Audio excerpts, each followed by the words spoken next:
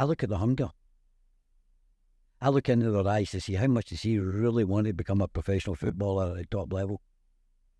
I look at what they do, and if their whole life is encompassing in football, then you maybe have got a chance. So, by the way, that guy taught me, and he taught me professionally and correctly. I want to leave a legacy for the right people who want to do the job correctly. Let's start at the beginning. You mentioned 33 years. How did it begin for you? Well, actually, I used to be in financial services before I became a football agent. But way before that, I actually left school and worked on a building site. So that's my background. But I got into financial services after coming back from Australia when I was 23. I really enjoyed working in that business. Financial service investment for people, but it's a fancy way for saying selling life insurance.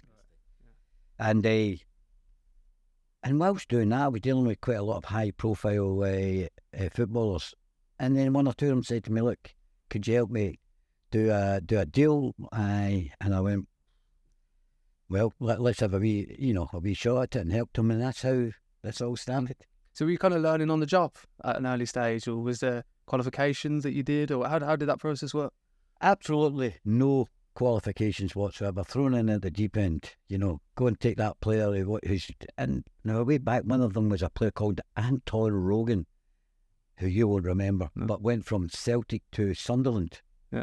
And he said to me, he called me wee man. He says, "Wee man, come on, can you help me? Sunderland want to sign me.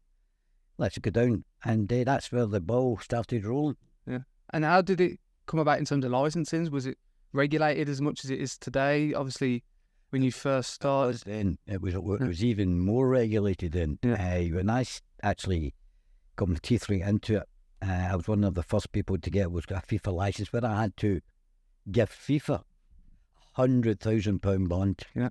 £100,000 bond 30 years ago or whatever. Now, to this day, I don't know where I got the money. I know I borrowed it from my mate, my family, sold a car, sold a wee flat, went to plead with a bank manager. But not only did I have to raise that £100,000 bond, I had to get an interview with my local FA, which is the Scottish FA, and also pass a test, which was quite a reasonable test, not like today's. But that's how you had to get a licence way back then. Yeah. But then they scrapped that after a number of years, and now we're into the new situation of the licensing. And where does that £100,000 go? Does it go into an account? But then you account with FIFA. Yeah. And after 5 years, they gave you that money back with bank interest. The bond, it was called a FIFA bond.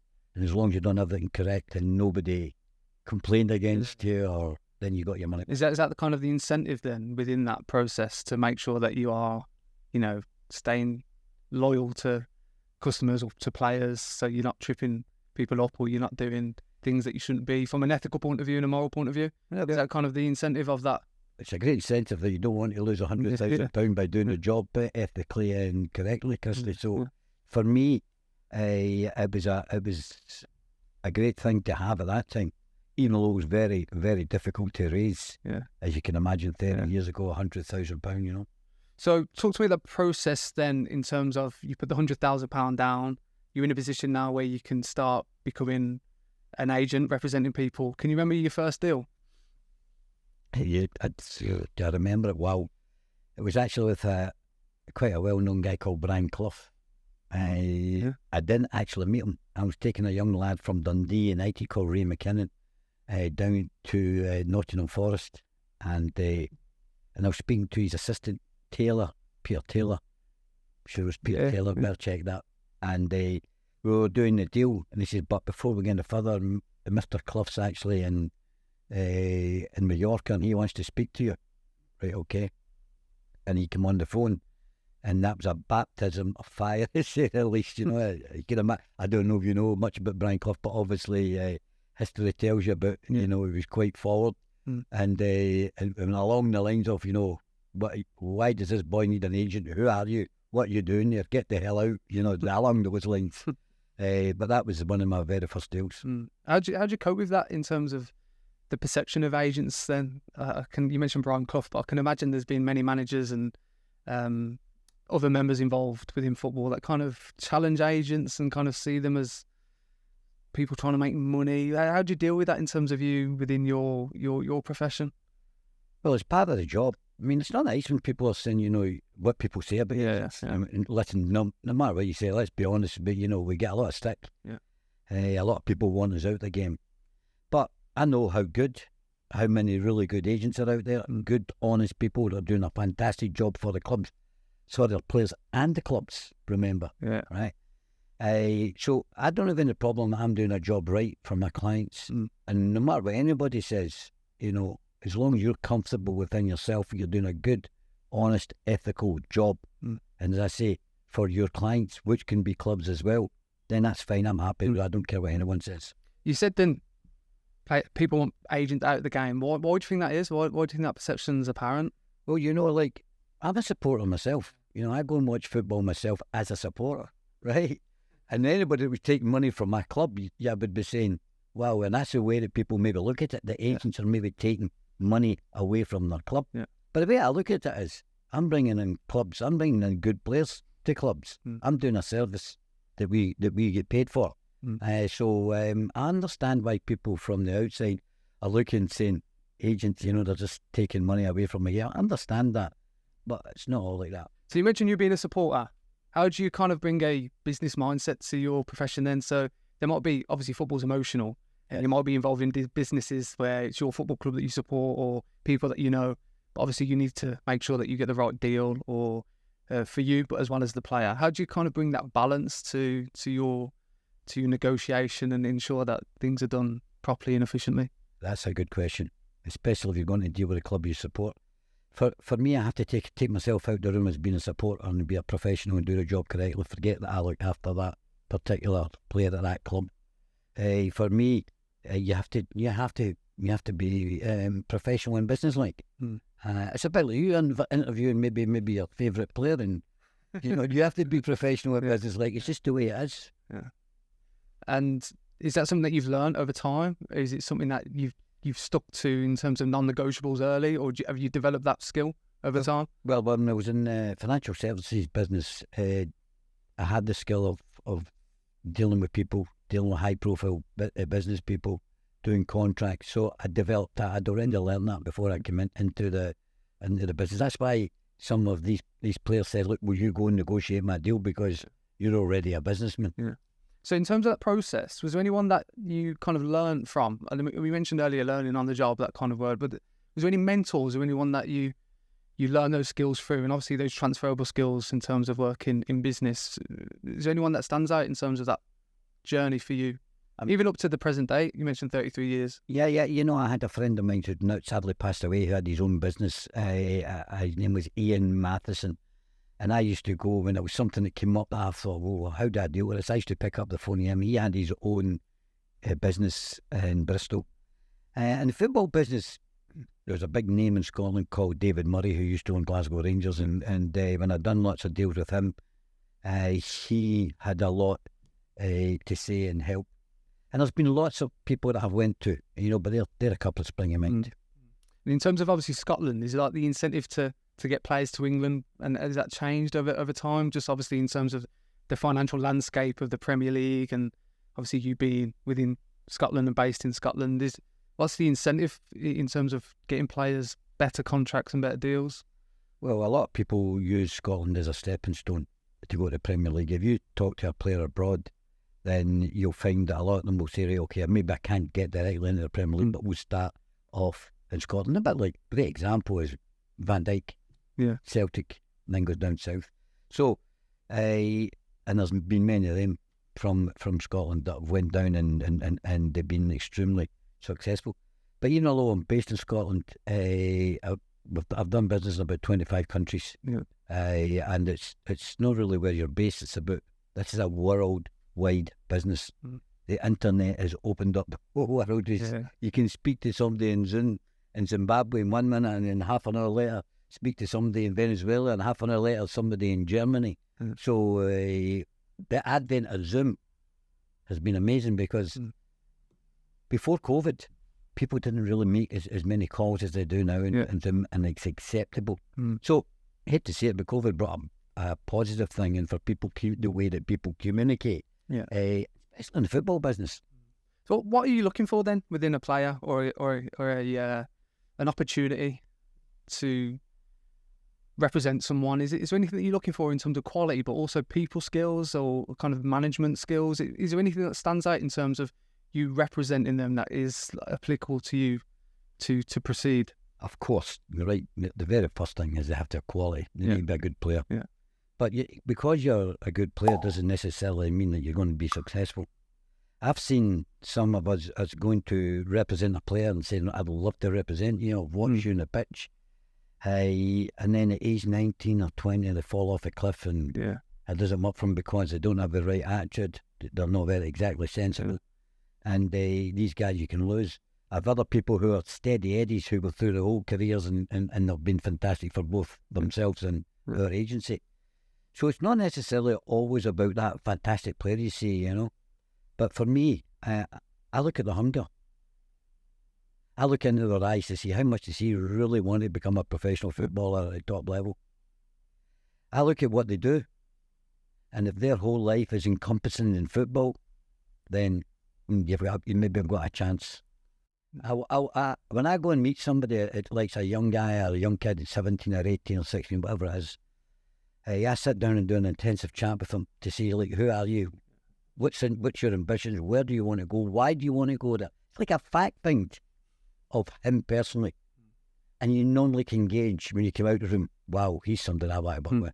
And are you doing your due diligence in terms of maybe asking coaches, managers, people that have worked with him previously? Always. It's not just about me. Yeah. If I'm coming to see you as a player and I look on the pitch and say, he looks good, then I'll go and speak to the coach at that club to find out what the player's attitude is like. I'll maybe go and speak to, believe it or not, anybody at that club that can give me the insight into the player.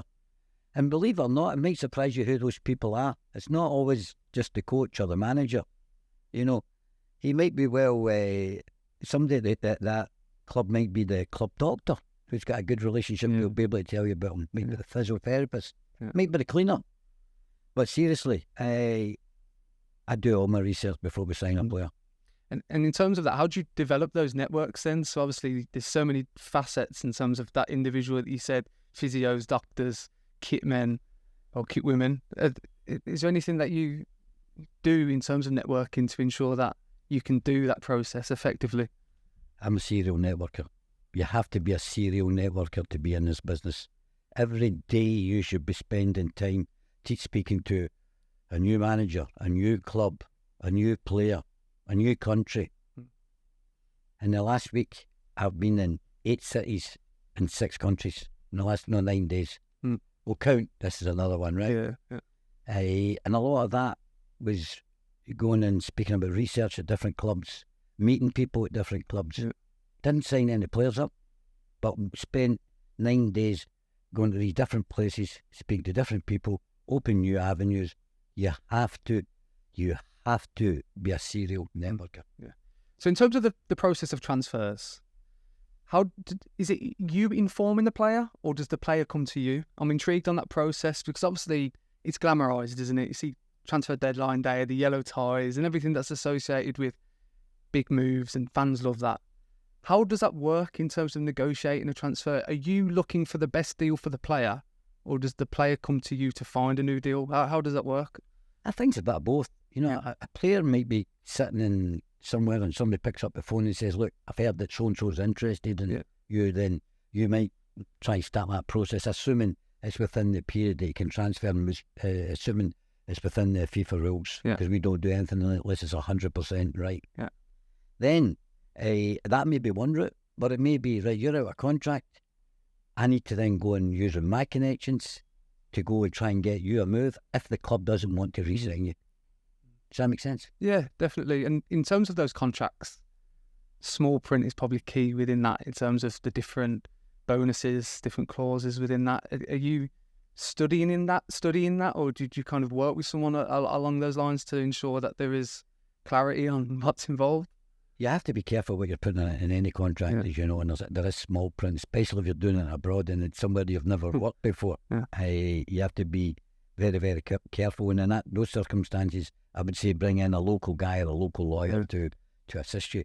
But in general, because of the experience I've had, the amount of hundreds of contracts that I've done, then I know generally which you're going to contract. Yeah. And when I'm going to do a deal, I could put myself to sleep and I could tell you what I'm going to be saying and doing, because it's a process that I go through on behalf of my client, which has been highly successful. Is there anything strange or anything that's made you laugh over the years that's been put into a There's contract? hundreds of them. So anything you can share? Remember, there was a. Now you let me think about that. There was a player called Claudio Caniggia, if you've heard of him. He played alongside Maradona, right? Right. Major player, Argentinian. What a player. Go and look him up. And I was taking him to Glasgow Rangers, and quite unusually, he brought his wife into the meeting. But his wife spoke a bit better English, and in the meeting we were going through the different things, the normal things of the salary, the length of the contract, bonuses, maybe signing on bonuses or whatever, lots of different things. And when it came to a house, because a lot of people asked, could you please put accommodation into the contract? Yeah. She came into the meetings, into the part and says, yes, of course, we want, if we come to Glasgow Rangers, a castle. There's no castles in Glasgow. They're wrong. I think there are smaller ones, right? But small ones. But that's what she asked for. But she was deadly serious. Yeah. And then we came away from the meeting, and I was thinking, I think maybe she's been watching too many Braveheart movies or something. I don't know. But anyway, that we found that actually quite funny. But she was saying, no, part of the accommodation could have been a castle. There's been a lot more, but that's just one that springs to mind. Is that one of the hardest processes in terms of making sure that the players accommodated, or is it more the fee with the club? Which one do you think's the most challenging, or do they both have their accommodation's easy? Yeah. I mean, everybody finds a place. Yeah. The fee with the club, or between the two clubs, or what the salary's got to be, is probably as your starting point. If you don't get that right, you don't have a contract in place. And what benchmarks do you go off? Do you kind of relate to other deals that's happened and bring that to the table in terms of negotiating? I'm just intrigued on how you can dictate or declare why a player should be earning so much in comparison to maybe... Because you generally know what everybody's earning at that club. Okay. If I was taking a player to your club, Birmingham, and today, then I would know generally what everybody's earning. If I'm taking a 25-year-old international, then I would be looking about generally what a 25-year-old international earning, and that's your benchmark. Yeah. You mentioned my club, Birmingham. Any standout deals there? You mentioned Zigic earlier. I took a player there called Nikola Zigic. Yeah. Great guy. Yeah. You see, one of the things that people talk, you mentioned that, quite interesting when you mentioned Zigic. People saying, that was great, you took him to Birmingham and he scored the goal in the cup final, Arsenal. He's a hero, in a way. Yes, of course, but believe it or not, it took me 5 years to get that guy. 5 years to get that guy to England, because a lot of people didn't really like him. Some people were saying, he's a bit gangly. Some people saying he's not got the speed, But eventually, Birmingham said, we like this guy. But I'd been working on him for 5 years to try and get him. But anyway, we took him to Birmingham. He loved Birmingham. He loved Alec McLeish, the manager. Loved the fans. And I think he's still there. As a Serbian. I think he's planted himself there. Yeah. May even have a Brummie accent by this time. But great guy.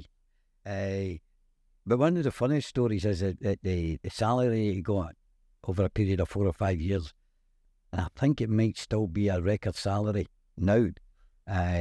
Apparently nearly crippled the club, and a few Birmingham supporters maybe not like me for that, but I'm doing a job for my player. Yeah. Did you have to negotiate the salary again? I think he got released and then came back. Were you part of that? They let him. They reduced it, and then we had to go back and get another one from him. But but the interesting, funny story about that, I can tell you a story about Nikola Zigic. So he signed the contract, and it was, I think it may have been the day before deadline day, something like that. And I was leaving after we got the press conference done, and I'm standing next to him. I'm 5'6" and he's 6'8", as you can imagine, right? And I jump on a train to go down to do another deal in London for the next day. Right.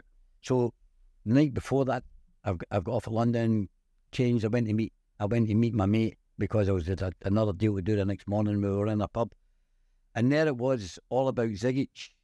signing for Birmingham in this bar, and then the picture comes up of the screen, myself and Zigic, and the guy behind the bar went, "Wow, look at the size of that agent. He looks like a wee kid next to that player."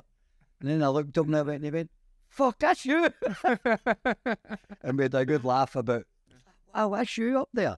And that was what you think about Zigic. I think about his goal he scored in the cup final. I think about being a great guy as a Serbian. But when people talk about Zigic, it's a funny story about, he was giving me stick. He looked at him, he looks like a wee boy next to him. Then he looked at me and took a double take at me. "Wow, that's you, mate." No, that was a battle, Is that through your relationship with Alex McLeish? You mentioned the Scottish connection. Did you form that previously and that kind of come to fruition? Yeah. Plus, I knew the people at Birmingham at the higher level. If you remember a guy called Peter Panu. Yeah, I do remember him. You remember him? I can see the big smile on your face. So I knew him for doing different deals at Birmingham. Alec, of course, because he's Scottish, but everywhere we've got connections everywhere. Yeah. You mentioned obviously the 5-year process of trying to get Zigic into England, and it might be with other players as well. How do you keep that persistence to try and get them that move? Great word, persistence. Never give in. Because doors were closing. And I really, really liked Zigic. And I was doing it with a friend of mine called Milan Chalasan. And he said, "John, you're not going to get him to England." I said, "We will." He's suited to somebody in England. Yeah. And we just don't give in. Persistence is another key part of this job. Would you be ringing football clubs then, John? Would it be kind of a process of trying to offer and offload Zigic to England? Yeah. "Hello, do you like Zigic?" "Not buy." "Hello, do you like Zigic?" "Not buy." "Hello, do you like Zigic?" "Not buy." Is it like a Wolf of Wall Street scenario where you're trying to sell over the phone? It's not quite the same. I mean, just sell me that pen. It's not quite sell me that pen. I'm just intrigued on the whole process of how you convince someone to take interest. And that's another great question. And that's where a skill set comes in. And you really believe in your player and you believe he fits in a certain category, you should be comfortable just picking up the phone and saying, "Right, okay, for instance, with Alec and Zigic, I think this guy might fit into your team, possibly." And then, of course, Alec goes and looks at him, watches him a couple of times, comes back and says yes or no. And that's how it operates. So what makes a successful transfer then, John? Obviously, like I said throughout the podcast, glamorise transfers, deadline day. You see the finances involved. For you, what makes a good deal? Is it the process of it, or is the outcome? I'm just intrigued on what you think that is. A good deal is the club's happy, the player's happy, and the agent's happy. Everybody has to walk away saying, "We're happy." The player found the player that they really want.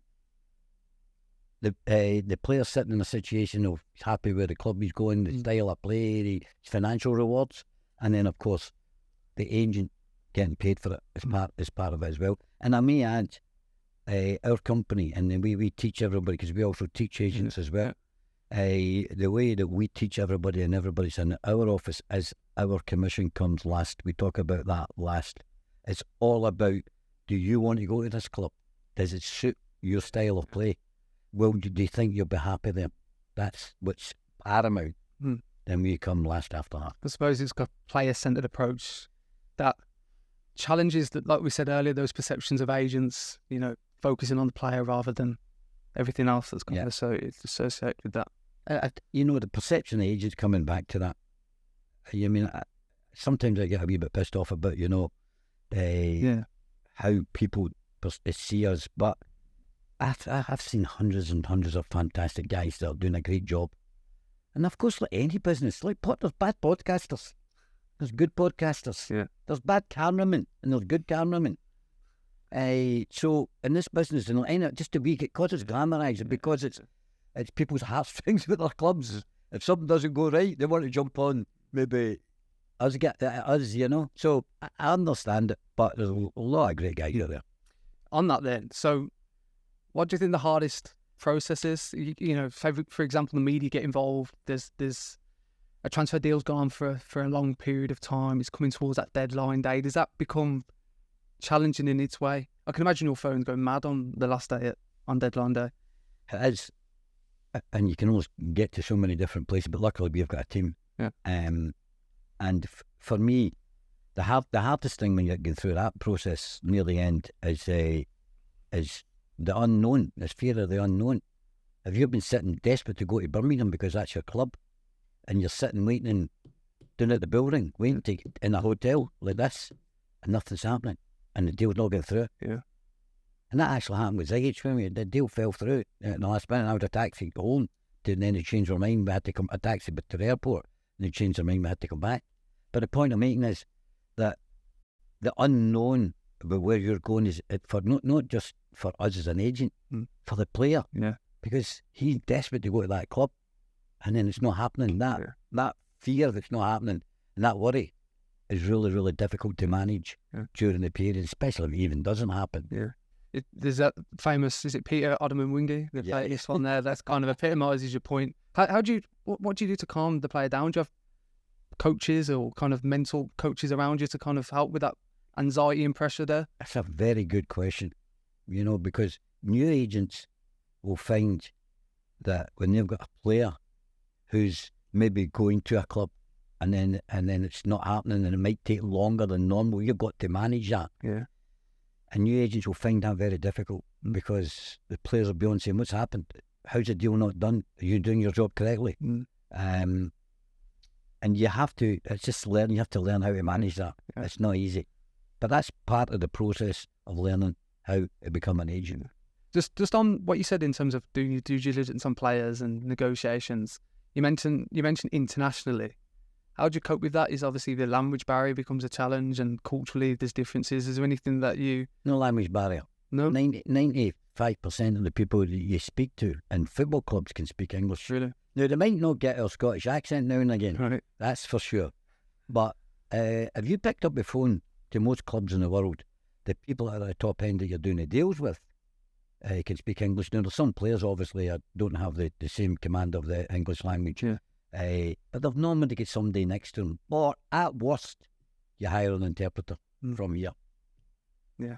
So how do you deal with that in terms of maybe media scrutiny then? So transfers get leaked, or you're trying to do a deal where you're trying to keep it in-house, and sometimes that becomes apparent, or clubs know that you're speaking to so-and-so and you're trying to convince certain clubs to accept this and the deal on the table.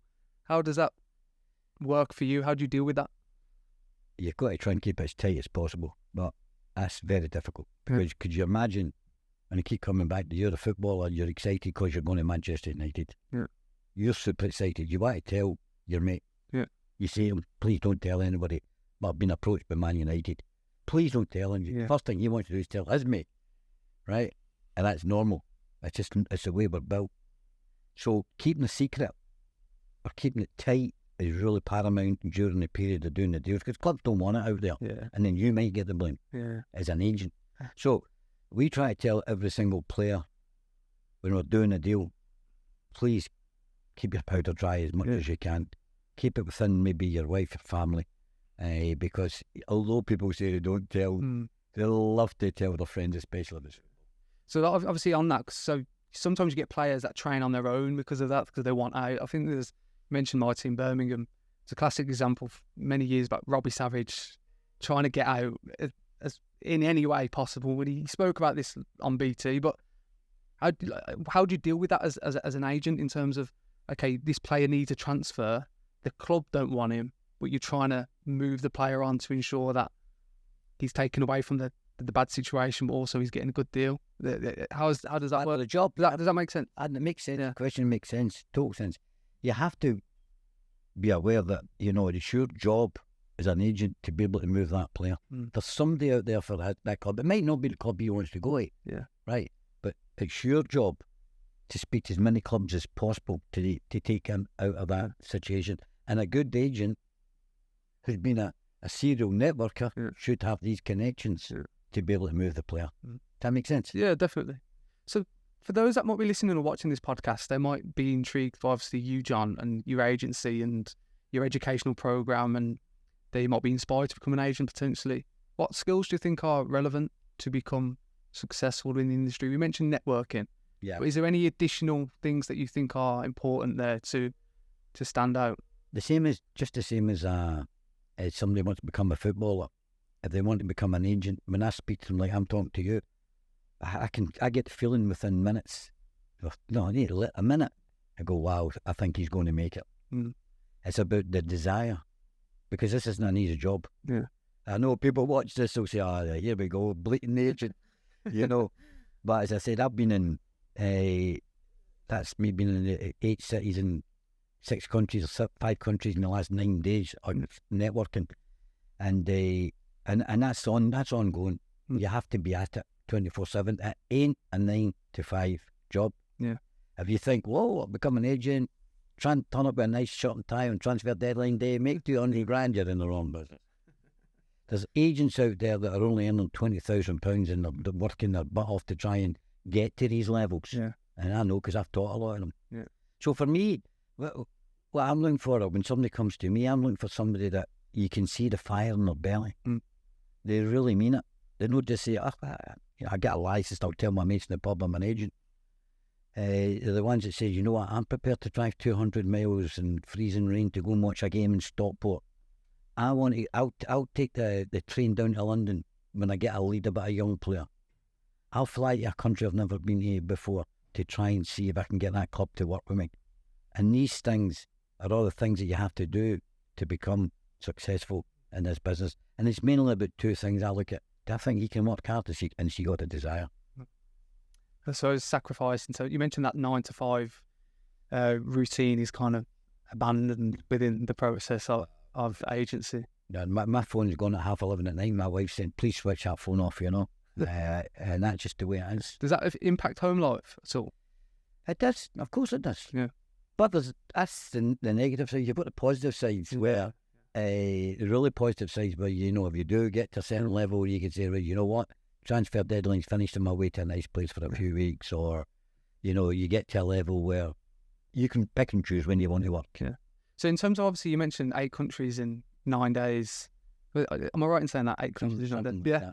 How do you schedule that then? So did you kind of go, okay, I'm going to go and watch that fixture in Denmark, or go and check out Scandinavia or Saudi Arabia? How do you schedule that in terms of? Well, we obviously I've got people in my office that help me, but I also put a plan saying I want to do A, B, C, D. I want to go and see that game. I want to go and meet that club. I want to go and meet those people. And it's just planning. Yeah. We plan, you know, where I'm going to go. Starting this last one, I started in London, then come up, seen a game in Edinburgh, then went down to Qatar, then from Qatar to 2 cities in Saudi Arabia, spent 5 days there, and then went up and seen a club and an owner in Dubai, and then flew back here and then came to see you. This is the most important one. Absolutely.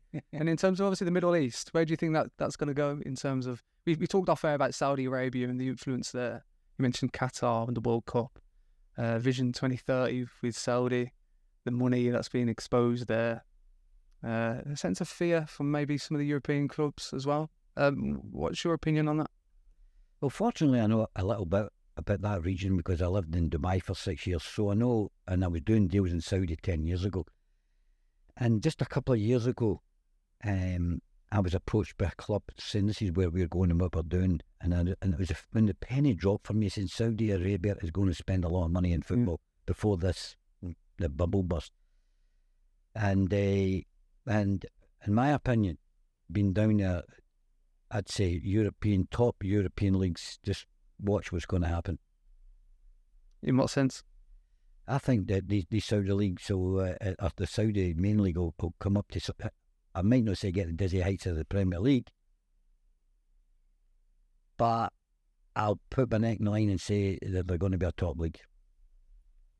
In top 5 maybe, or top? Possibly. Yeah. Possibly. Why? Why is that? Because of the infrastructure and the finance there, or is it the... Part of it. Yeah. And the sustainability. What they're doing is they're putting, I should probably have seen, trillions of dollars into football. But it's not just that. What you're seeing the Ronaldos, flash part. I mean, I was down there and I went to see a club in the 2nd division, but it's called the Yellow Division. And I met with those people, and they are so enthusiastic, and they've got a bit of money, about not just bringing in somebody from the Championship or Premier League or somebody from Brazil or whatever, and which they are doing. They are setting up the grassroots programs that you would not believe. Grassroots programs all over the country. and they're bringing in the best people to teach them. That's where I see the growth will be in the next 10 years. Do you think that will impact the English game then, in terms of, educated coaches going over there, educated agents going over there representing that? Do you think that will jeopardise maybe what's happening in Europe and the UK, or do you think they'll still be? I don't think so, because I think that the English leagues will still have that beauty that they're the top notch, or they're being the biggest, well, especially the Premier League. I think I'll have to take that to knock that down. But Saudi will be there. How do you stay up to date with like the involvement of the game? Obviously, Saudi's one element of that. Is there anything that you do to ensure that you stay on top of what's happening within the world of sport?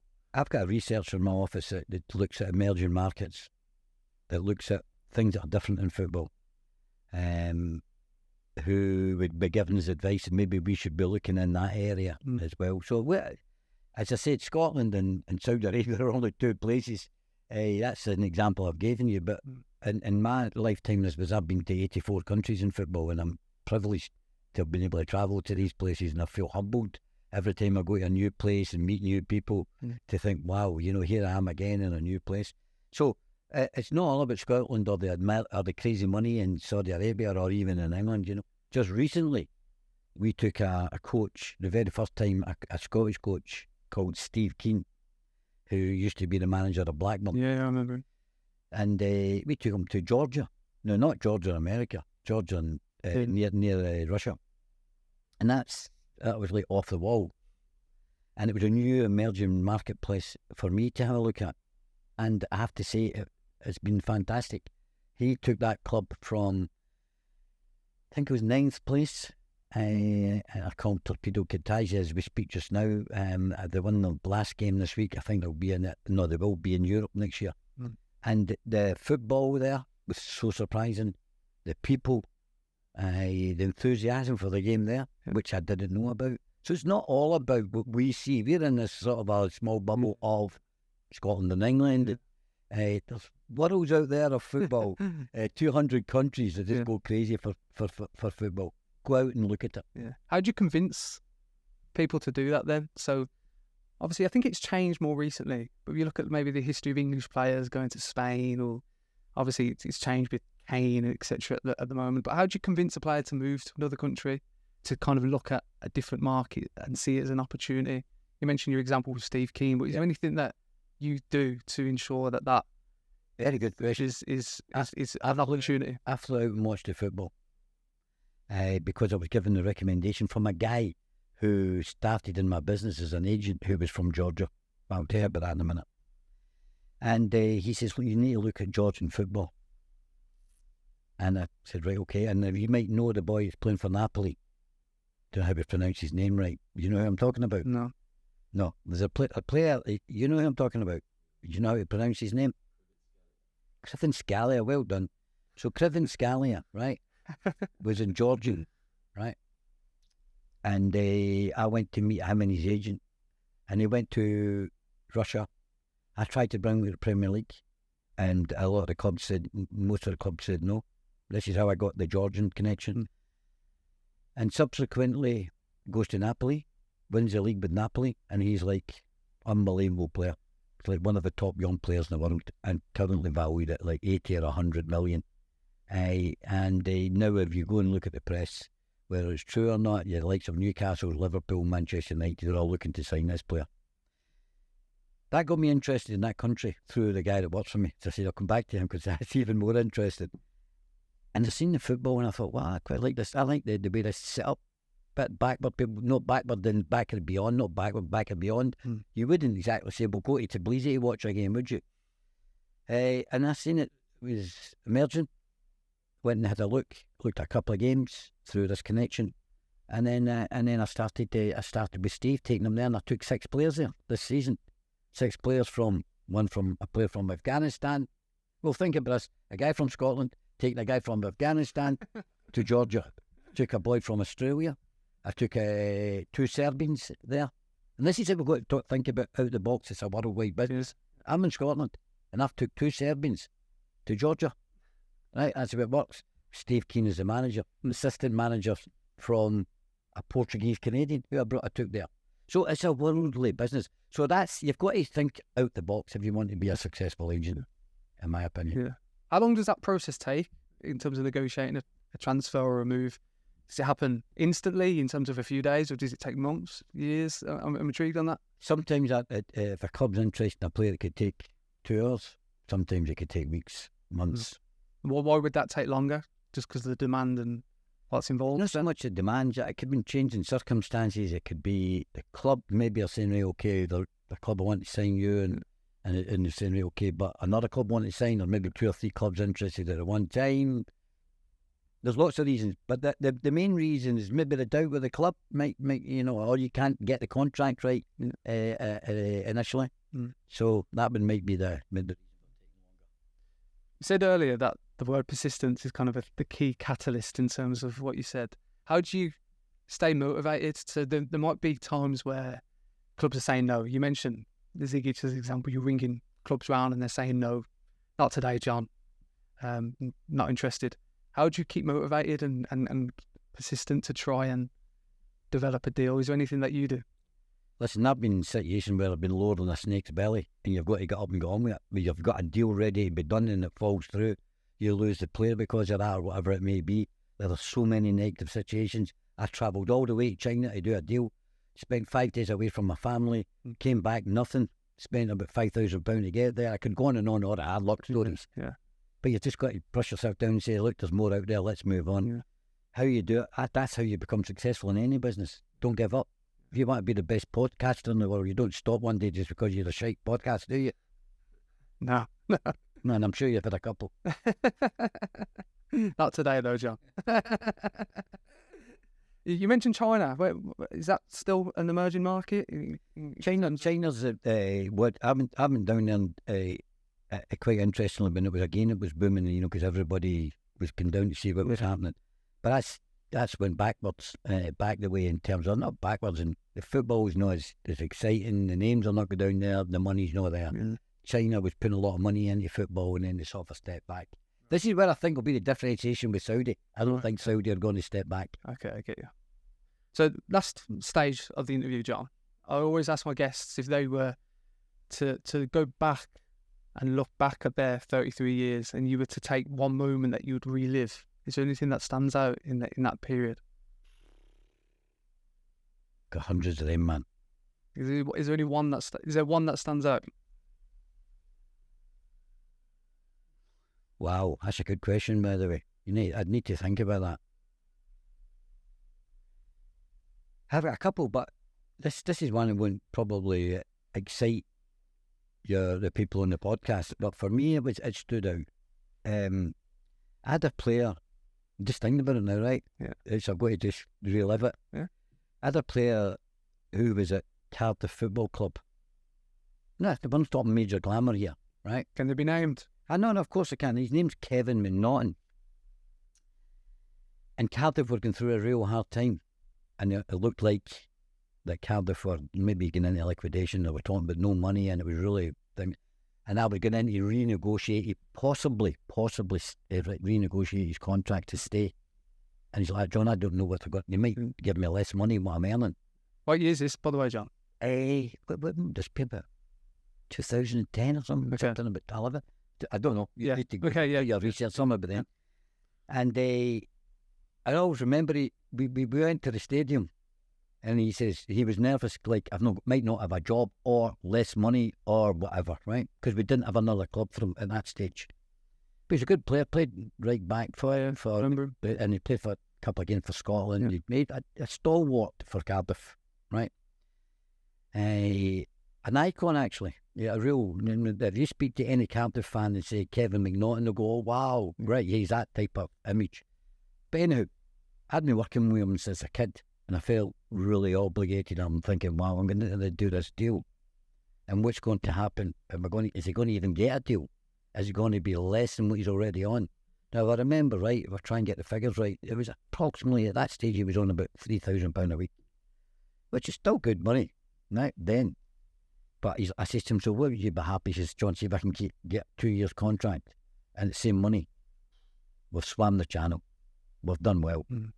Fine. It just so happens when I got into the meeting, there was a new chief executive, and he wasn't exactly the best negotiator. And the manager actually phoned when we were there at the time, saying, "Look, don't lose Kevin, because it's going to cost money to buy another player." Yeah. And that was my sentiment when I went to the meeting. I says, "Look, what's it going to cost you to buy this player?" And the boy says, "I don't know." I says, "Well, it's going to cost you about £1 million just to buy this particular." Well, you've got him here just now, and he's going to do as well as a £1 million player. So pay him £1 million wages. That was my argument. So he says, "Okay, Liv," and we went from 3,000 to a bit more, to a bit more, to a bit more, to a bit more, to a bit more. And we came out the stadium, and the stadium where my mate was waiting, where Kevin was waiting for me, was only about 500 yards, and I felt as if I flew there because I was desperate to tell him about what had happened.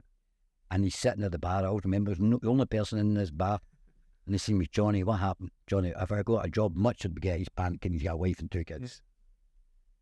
I said, "Well, what do you think we go, Kevin?" He went, "Did you keep me the same money?" I said, "A bit more." And he went, £4,000. I said, "No." He said, "5." I said, "No." "Johnny, come on, you got me more than £5,000. Money a year." 4 year. "What? At £5,000? No, more." 7? No. 9? No. Cut a long story short, I got them up to £13,000. Wow. And he was in a 4-year contract. And look, there's a lot of money for them at the time. Yeah. But they got the sentiment, they're going to have to pay £1 million anyhow for a player, plus pay that player 10 grand or whatever. Yeah. And that's what I told them, "What are you doing here?" And the manager came on the phone and says, "Look, you've got a guy here when you don't have to pay a fee. Give him what he wants." And you're talking about memorable. And I've done a lot of massive big deals. But memorable was just looking at his face. And he's nearly crying, and I'm grabbing me. The two is dancing at that bar. And that's how it sticks with me forever. Do you become like friends through that? Yeah. That experience? Do you kind of... I was at his wedding. He got remarried just 6 months ago. I was at his wedding. I've been at his parties. He's become a lifelong friend. But there's another one came to mind. I took Christian Carambou. If you're thinking about it, you remember Christian Carambou? Carambou, who played for Real Madrid. Do you know Christian Carambou? Right, go and check him. Christian Carambou had just won the World Cup with France. Played for Real Madrid. Just won the Champions League, right? And he wanted to come to England, and I brought him to all places at the time, Middlesbrough. And you're talking about a surreal moment. So we've got this world superstar who I picked up, took him off this jet, right? Taking him to sign for Middlesbrough. Instead of going straight to the normal place you go to, the sporting directors, I said, "Why don't we go to a local village, which beautiful local village called Yarm in Middlesbrough, and we'll go and have a bit of lunch or something today, to break the ice in before we actually go and sign the contract." Great idea. We get to the place, and it was myself and the sporting director. I don't know, called sporting directors at that time. Chief executive it was. Christian, who's like massive name for signing for Middlesbrough, myself, and Brian Robson, who you'll know was the manager. Yeah. And of course, when it came to ordering a drink, we ordered a Guinness, right? I said, "We'll have a pint of Guinness." The chief said, pint of Guinness, and thing says to me, Christian says, "I'll have a pint of Guinness as well." So we're all there drinking, he's drinking this Guinness, and then we drank that, then we were away, and we had a good, great meeting, and we got the contract signed. And then later that night, he says, "That was a bit unusual drink that I had today." He didn't drink. Right. He thought Guinness was a health thing. And we did later on, I said, "No, that's an alcoholic pint of Guinness." And he went, "I don't even drink." So the funny story, that story, that's a story that sticks in my mind. I've got thousands of them. But but one that means something to me was taking Kevin McNaughton and getting him that deal, which was great for them as well, because he saved a lot of money because he didn't buy anybody, and he gave himself 4 years and more. He continued on there, and he actually got one of the last guys to get a testimonial from his club. You mentioned sporting directors. Is that kind of is that significant now within footballing clubs that they needed in terms of dealing negotiations? And they're the people you kind of go to, I presume? Yeah, in the deal. Yeah. Okay. It's just interesting because you mentioned obviously back then there wasn't. It wasn't so many. Director. Back then there wasn't so many sporting directors. You normally dealt with the manager. Yeah. Does that make the negotiation more challenging in a sense? Yes, because I've got a wee bit more about them in terms of understanding what's in a contract. And you remember, if you're dealing with a manager 20 years ago who just came off the pitch from managing and then he's got to sit and negotiate a lot, and that wasn't a skill set. So that's why they changed, a lot of it changed, that the manager doesn't do the deal so much. The manager pinpoints a player, but he says, right, okay, you go and do the contract. I had the privilege of interviewing Lee Clark about a year ago. He's a good guy. And he said the exact same thing in terms of he was responsible for bringing players in. He had a situation where he was loading centre-backs. I don't know if you know this. He had Dan Burn and Cole Bartley on loan. All right. And they both got recalled in January. It was in the small print. Right. And he was left with no centre-backs. But it was his responsibility because the club at the time had no one in. It was just interesting how that happened. Well, to be fair, a lot of people at Lee were left to do all of that, and it was, that isn't really their skill set. I don't mean that in a cheeky sense. They have great coaches, have been great players, but they get thrown in at the deep end about doing contracts and dealing with agents, and actually help run the club. Yeah. And a lot of them don't know how to do that. They're learning on the go. So there was a lot of them back then. It was difficult for them to be able to take that on board, if that makes sense. So last question, John. Yes. How would you like to be remembered? How would I like to be remembered? I'd like to be remembered as somebody that passed on his knowledge to help new agents. That's something I'm passionate about just now.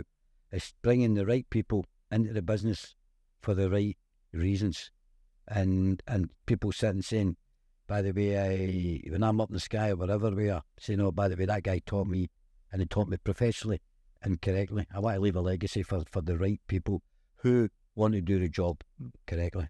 Where can people find your educational program then? Is it the academy? Saying that? Yeah? It's called jvacademy.net. You can find out a wee bit how to learn how to become a football agent. But don't contact it if you think you're going to be one from 9 to 5.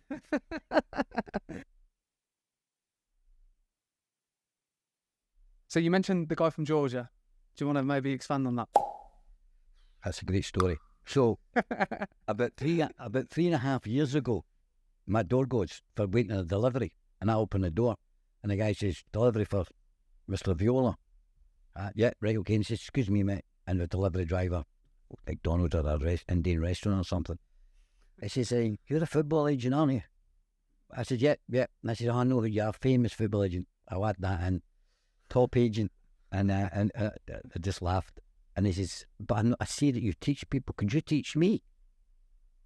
Delivery driver, right? And I said, hey, no problems. There, you've got the details. Contact us. We'll see what we can do. That was 4 years ago, right? This guy came from Georgia 12 years ago to Scotland. Couldn't speak hardly any English. 5 children. Came to do a coaching course and stayed in Scotland because he loved Scotland. Really difficult, doing all sorts of different jobs, delivery driver. That was nearly 4 years ago. Now he's working for my agency, right? He's the one that introduced us to the Georgia market. And he's done over 20 transfers. Wow. And he's travelling with me to Saudi Arabia in the next week or 10 days.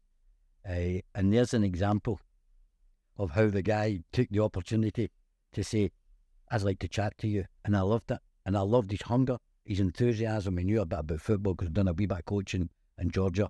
He'd done a bit of coaching. If you said to him, you need to turn up at 10 o'clock at night, he was there. You need to look, one will jump in the car, drive to London. It takes 5 hours, no problem. So never said no once. They went to see players, travelled everywhere, worked really hard, signed players up. He's now working with our agency and doing quite well. Does that? And it's a true story. It's fantastic. His name is Zaza. We call him Big Zaza. What we'll do is we'll put the link to your academy, and the information on that in the description. So if anyone's listening or watching, they can go and check that out. jvacademy.net. We'll also put your social media and everything along that on there, so they can pepper you with questions. Yeah. I don't do it anyway. He goes to the other people in the office unless I see somebody that I want to speak to. You know, no, you get the occasional guy that's like not occasional, quite a lot of people that are high up in business. They want to become an agent. No, it's not just your guy, the delivery driver saying I want to change my life. You know, you get guys that are earning 500 grand a year but bored and want to be a football agent. We get a lot of that as well, but they don't make it. You know why? Because they've not got the hard work and the desire and the whatever it takes to get to that next level. John, we'll finish there.